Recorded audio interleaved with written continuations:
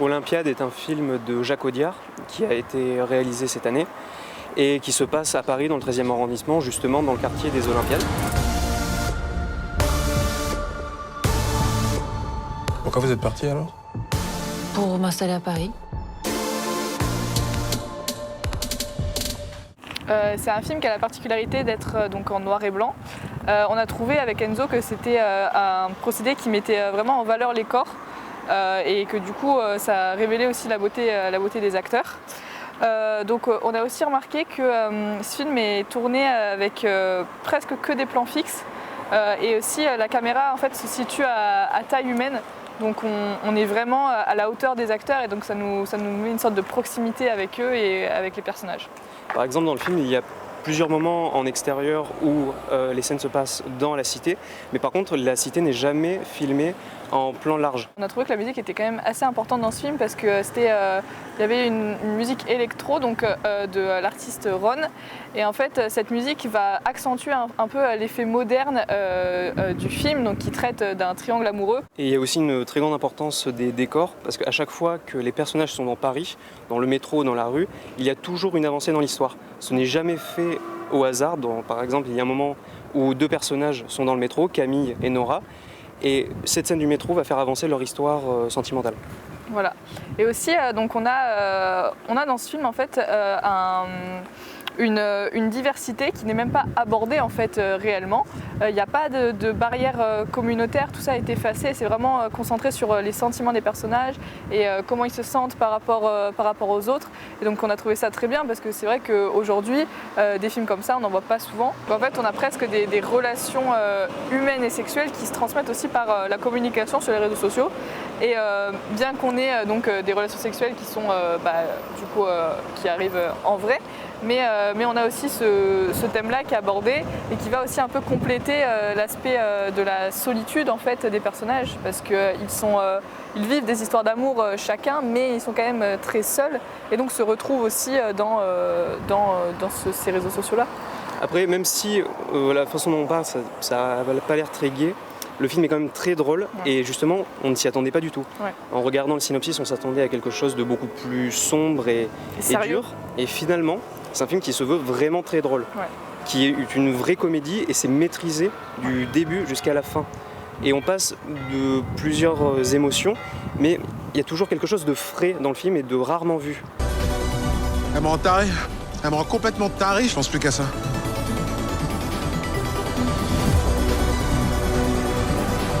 Qu'est-ce qui va se passer? Je suis super excitée, j'ai envie de crier.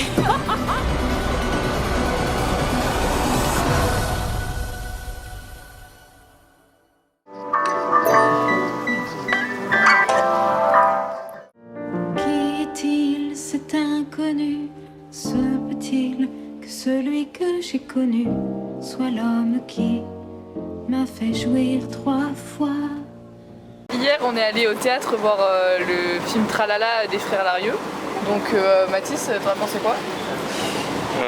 C'était un moment magique parce que tout dans ce film allait tout était parfait. Il y avait une ligne et tu rentrais dans le train et puis tu partais avec eux. Il y avait de la musique, des compositions musicales géniales. Il y avait un jeu d'acteurs magnifique. Il y avait des couleurs magnifiques, tout était parfait et il y avait aussi une salle magique. Ouais, une ambiance qui était vraiment super cool avec des applaudissements super sympas à la fin et le concert en plus. À la fin, le concert génial. Le concert était très sympa. On t'oubliera. Ça, on sait faire ça, mais pour l'heure. Pour notre bonheur,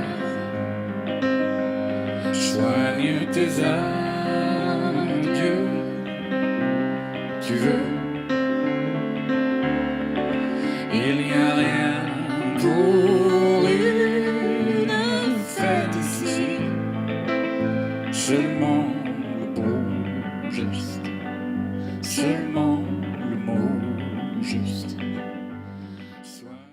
Et justement, ce que j'ai aimé, c'était la proposition musicale, parce que les musiques étaient toutes très éclectiques entre elles. On passait de la bossa nova, l'électro, au rock.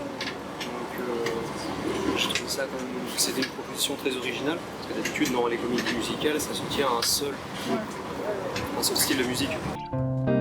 C'est Pat, c'est mon fils, il est de retour. J'en suis sûre. T'es pas Pat. Qui que tu sois, je te lâcherai pas, tant que j'aurai pas éclairci ton mystère. À ce moment-là, plein de mensonges vont se...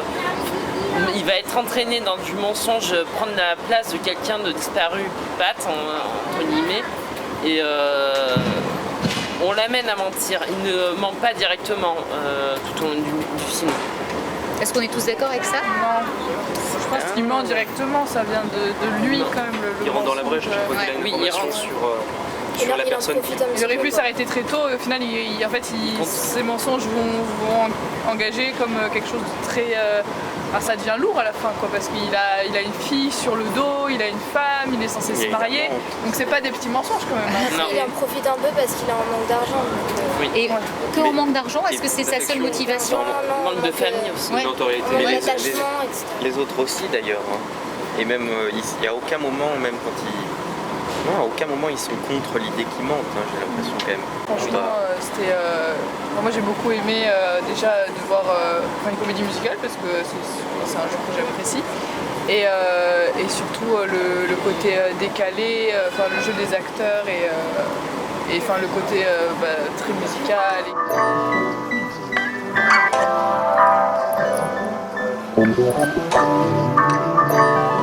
Bonjour, je m'appelle Mathis, je fais partie du jury jeune du Festival du moyen métrage de Brive. Aujourd'hui, je voudrais vous parler d'un documentaire qui m'a beaucoup touché.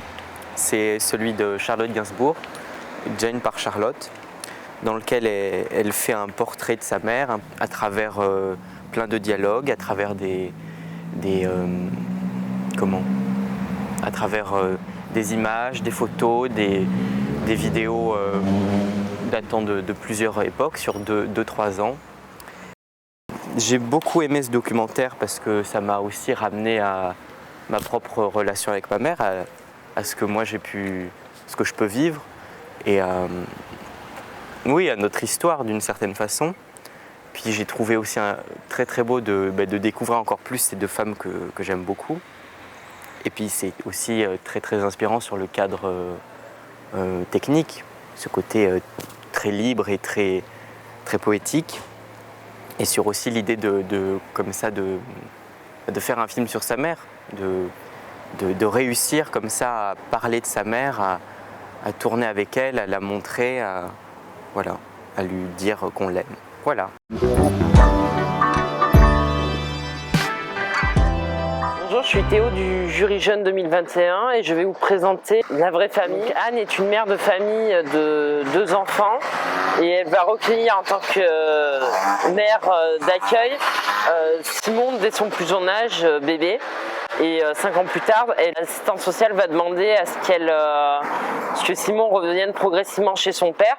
Et j'ai bien aimé ce film, très émouvant dans les dernières scènes où Anne, si je ne me trompe pas, va perdre presque son enfant pour elle. Elle considère en fait que sa vraie famille, c'est vraiment la famille d'accueil. On peut retrouver le point de vue de Simon, très heureux avec sa famille d'accueil malgré qu'on lui interdise beaucoup de choses. Ce film est très émouvant. J'ai senti un déchirement parce qu'en fait, pour moi, sa vraie famille, c'était la famille d'accueil. Il a vécu plein de moments, on va dire, toute sa vie a été pour l'instant avec la famille d'accueil et très peu avec son père. L'enfant qui retrouve une famille, sa vraie famille, mais qui n'a pas partagé de moments en fait, qui est son père, sa vraie famille, mais bon. C'est très triste, je peux être très triste pour l'enfant.